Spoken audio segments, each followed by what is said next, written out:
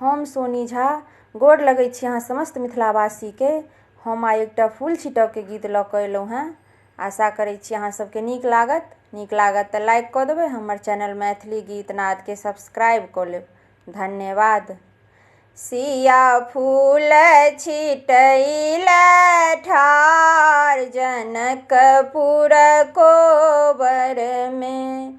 सिया फूल छिटैले ठाढ़ जनकपुर कोबर में। जनक जी के बगिया में घन फुलवरिया।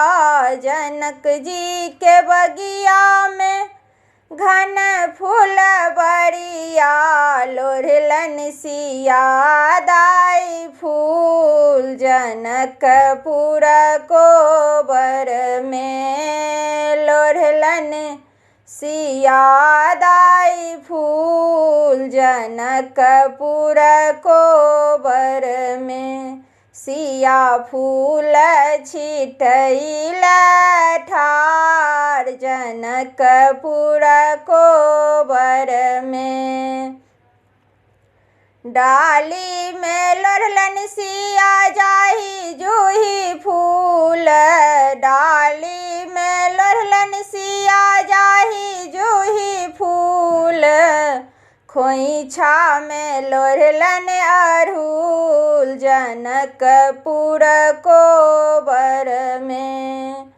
खोइछा में लोढ़लन अड़हुल जनकपुर कोबर में। सिया फूल छिटैले ठाढ़ जनकपुर कोबर में। बिषहर चढ़ेलन जाहि जूही फूल। बिषहर चढ़ेलन जाहि जूही फूल। गौरी चढ़ेलन अड़हुल जनकपुर कोबर में। गौरी चढ़ेलन अड़हुल जनकपुर कोबर में। सिया फूल छिटैले ठाढ़ जनकपुर कोबर में। बिषहर सुमंगलन अन्न धन लक्ष्मी। बिषहर सुमंगलन अन्न धन लक्ष्मी। गौरी सुमंगलन सोहाग जनकपुर कोबर में। गौरी सुमंगलन सोहाग जनकपुर कोबर में।